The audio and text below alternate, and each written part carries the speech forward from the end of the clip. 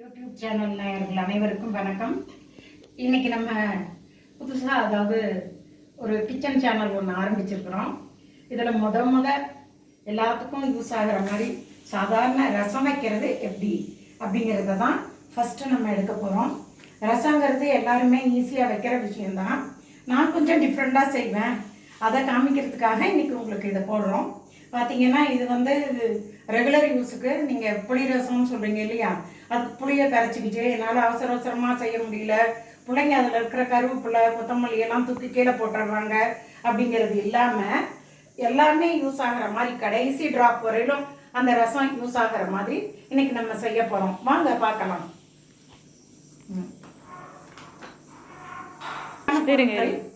இப்போ சொல்லுங்க. இதுக்கு தேவையான பொருள்கள் நான் எல்லாத்தையும் க்ளீன் பண்ணி கழுவி எடுத்து வச்சுருக்கேன். இது சாதாரணமாக போடக்கூடிய சீரகம், மிளகு, ஒரு காஞ்ச மிளகாய், பச்சை மிளகாய் சாப்பிட்ற பழக்கம் இருக்கவங்க ஒரு பச்சை மிளகாய் சேர்த்திக்கலாம். இதுக்கு பதிலாக ஏதோ ஒரு மிளகாய் காரத்துக்கு தகுந்த மாதிரி. இது வந்து தக்காளி ரசம், புளி ரசம்னு சொல்லக்கூடிய ரசம்னா 4 பேர் சாப்பிட்ற அளவுக்கு இந்த 2 தக்காளி போதும். இல்லை இதுவே வந்து பருப்பு ரசம்னா இன்னும் கொஞ்சம் சின்னதாக இது 2க்கு பதிலாக இது மாதிரி ஒரு தக்காளி எடுத்திங்கன்னா போதுமானது பருப்பு ரசமாக இருந்தால். அது நம்ம இப்போ உங்களுக்கு ஜென்ரலாக செஞ்சு காமிக்கிறதுக்காக இந்த 2 தக்காளி போட்டு செஞ்சு காமிக்கிறேன்.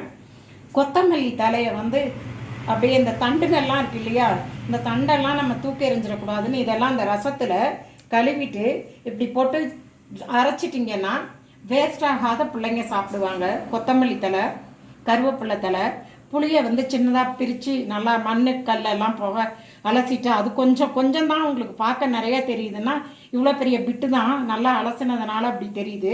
அதே போல் பூண்டு, இந்த பூண்டுக்கும் தோலை உரித்து போட்டிங்கன்னா கசடுங்கிறது சேராத இருக்குங்கிறதுக்காக தோலை உரித்து போட்டிருக்கோம். வாங்க இப்போ இதெல்லாம் நம்ம மிக்ஸி ஜாரில் போட்டு அரைச்சி எடுத்துக்கிட்டு வந்துடலாம். கத்திக்கணும் அரைச்சிட்டு வந்தாச்சு. நல்ல மைய அரைச்சிங்கன்னா தான் அந்த கசடுங்கிறது இல்லாத ரசமும் நல்லா வாசமாக இருக்கும். கண்டிப்பாக எல்லோரும் சாப்பிட்டு மிச்சம் இருந்தாக்க குடிச்சிடலாம்னு கேட்கக்கூடிய அளவில் டேஸ்ட்டும் நல்லாயிருக்கும். இந்த ஜாரை கழுவி இந்த தண்ணியை இதுலேயே ஊற்றிக்குவோம். இது போதுமான தண்ணி. இப்போ இது வந்து இந்த குண்டா வந்து 4 பேர் சாப்பிட்ற அளவுக்கு ஆகும்னு இந்த பாத்திரத்தை எடுத்திருக்கேன் நான். இப்போ நீங்கள் வந்து என்ன சொன்னேன், ஏற்கனவே 2 தக்காளி போட்டு காமிச்சேன் இல்லையா, அது மாதிரி 2 தக்காளி போட்டு காமிச்சவங்க இது ஃபுல்லாக தண்ணியை நிரப்பி இதுக்கு தேவையான அளவு உப்பு, இந்த ரசத்துக்கு அவங்கவுங்களுக்கு எவ்வளோ தேவையோ அவ்வளோ உப்பு போட்டுக்கோங்க. உப்பு போட்டுக்கிட்டு இதை வந்து தாளித்து விடணும். இப்போ இந்த தண்ணியில் பருப்பு ரசமாக இருந்தால் பருப்பு எடுத்து ஊற்றலாம்.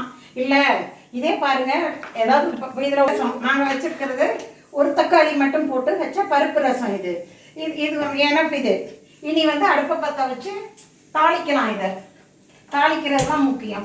தாளிக்கிறதுல ஒரு சின்ன டிப்ஸ் என்னன்னா, பெருங்காயம் எப்போவுமே பாருங்கள், வீட்டில் வயிற்று வலி நெஞ்சு கரைச்சோம்னா பச்சையாக ஒரு துண்டு பெருங்காயம் போட்டு சுடு தண்ணி ஊற்றி சாப்பிடுங்குவாங்க, சாப்பிட்டு சரியாக போயிடுங்குவாங்க.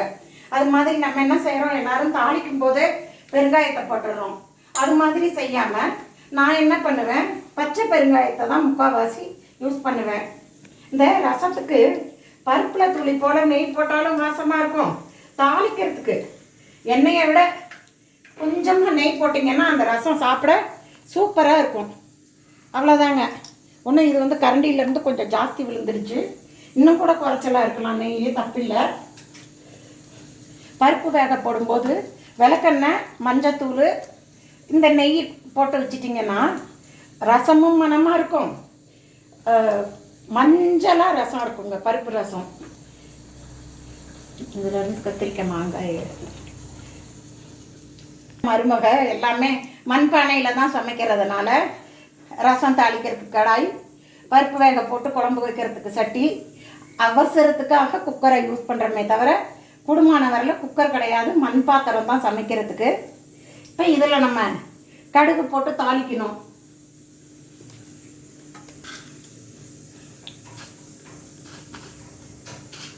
தாளிக்கும் போதும் ஒரு 4 கடலைப்பருப்பு, இதெல்லாம் ஒரு வித்தியாசமான டிப்ஸுங்க. 4 கடலைப்பருப்பு போட்டு அதை அப்படி நுரைச்ச உடனே அதாவது எதுவும் தீயவும் தீயாது. சாப்பிடும்போது பல்லிடுக்கில் பட்டால் சாப்பிட ரொம்ப வித்தியாசமான மனத்தோடு இருக்கும். கடுகு, இந்த கடுகு வெடிக்கும்போது உளுந்து, அவ்வளோதான். எல்லாமே நீங்கள் சாதாரணமாக செய்கிறது தான். அதில் சின்ன சேஞ்ச் அவ்வளோதான்ப்பா. இதில் கருவேப்பிலை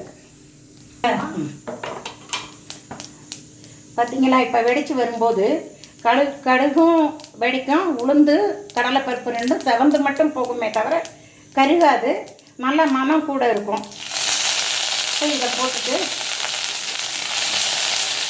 அவ்வளோதாங்க. இதில் தேவையான உப்பை ஏற்கனவே போட்டுட்டோம். பருப்பில் மஞ்சத்தூள் இருக்குது. பருப்பு ரசம் வைக்காதவங்க இதில் சிட்டிகை அளவு மஞ்சத்தூளும் போட்டுக்கோங்க. இப்போ இந்த பாத்திரத்தில் இந்த ரசத்தை எடுத்து ஊற்றுறதுக்கு முன்னாடி நீங்கள் தேவையான பெருங்காய பொடி, அவ்வளோதாங்க. இது போட்டு இந்த ரசம் கொதிக்கும் போது எடுத்து ஊற்றுனீங்கன்னு வைங்க, எல்லாருக்குமே சாப்பிடும்போது அப்பா அவங்க வீட்டில் ரசம் சம்திங் வித்தியாசமாக இருந்துச்சு அப்படின்னு சொல்லக்கூடிய டேஸ்ட்லாம் அமையும். கொதிச்சிட்டோம். ரசம் நல்லா தக்காளி போட்டிருக்கோம் இல்லையா, அதனால் கொதிக்கணும். கொஞ்சம் நுரக்கட்டி வர்றப்ப எடுக்கிறது இல்லை. வெறும் புளி மட்டும் போட்டிருந்தோன்னா நுரக்கட்டி வர்றப்ப எடுத்தால் போதுங்களாம். இது கொதிக்கும் போதே பாருங்கள் கொஞ்சம் வாசம் கம்மியாக வருது. இந்த வாசம் கம்மியாக வருதுங்கும் போது இதுக்கு உப்பு பத்தலை அப்படிங்கிறத தானாக தெரிஞ்சிருங்க. நான் போட்ட அளவுக்கு இந்த குவான்டிட்டிக்கு நான் போட்ட உப்பு பத்தலை, காணலை. அப்போ இன்னும் கொஞ்சம் உப்பு சேர்த்தணும். நீங்கள் வாயில் விட்டு பார்த்து தான் செய்யணும்லாம் இல்லை. இதுதான் சமையல்.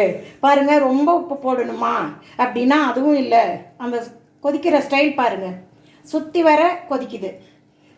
நடுவில் கொதிச்சா உப்பு பத்தலை அப்படின்னு ஒரு அர்த்தத்தை நம்ம எடுத்துக்கலாம். இந்த வாசம் வர்றப்ப போதும்னு சொல்லலாம். அதான் இன்னும் கொஞ்சம் உப்பு போடணும். இந்த நடுவில் கொதி வர்றப்ப இறக்குவோம்ப்பா. மலர்ந்து அப்படியே பொங்கி வர்ற மாதிரி வரும் பாருங்க.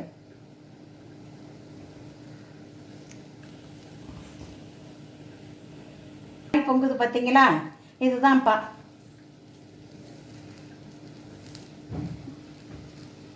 போதுமான அளவுங்க. இது கொதிக்குது சைடில், போதுமான அளவுங்க. இதை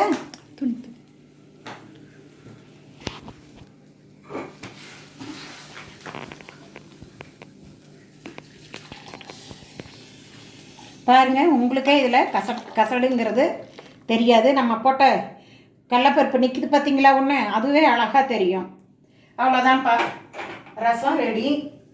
இப்போ இதில் என்ன சொன்னோம், நீ ஊற்றணும் இல்லையா? பருப்பு வந்து அவசரத்துக்காக குக்கரில் வச்சோம். இதோ பாருங்கள், இந்த தண்ணியை அப்படியே இது வந்து விளக்கெண்ணையும் நெய்யும் விட்டிங்கன்னா இவ்வளோ தண்ணியாக இல்லாத கொஞ்சம் திக்காக வரும். பார்க்கவே சாப்பிட நல்லா மனமாக இருக்கும்.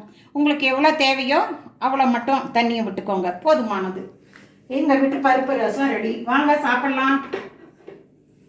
கருவேப்பிலை தாளிக்கும் போது போட்டோம் இல்லையா, இந்த கொத்தமல்லியோட தண்டுங்கள்லாம் போட்டு அரைச்சிட்டோம் இல்லையா சீரகம் மிளகோட. ஆனாலும் சாப்பிடும்போது கொத்தமல்லி மிதந்தா தானே, அதை தலைகளை மட்டும் பாருங்கள், அந்த தலைங்களை மட்டும் அப்படியே மேலாக்க தூவி விட்டுறது. இன்னும் அதிகபட்ச டெக்கரேஷன் வேணும்னா இவ்வளோ திருவுன தேங்காய் இருக்குது பாருங்கள், அதை இது மேலே தூவி விட்டிங்கன்னா அது இன்னும் மனமாக இருக்கும். இதில் டைப் ஆஃப் ரசம்ஸ் நிறைய வெரைட்டி இருக்குது. ஒவ்வொரு ரசமாக உங்களுக்கு, அதாவது இப்போ எல்லாமே பேசிக் இது தான். ஒரு 10 ரகத்தை ஒரே நாளில் உங்களுக்கு காமிக்கிறேனே. நன்றி.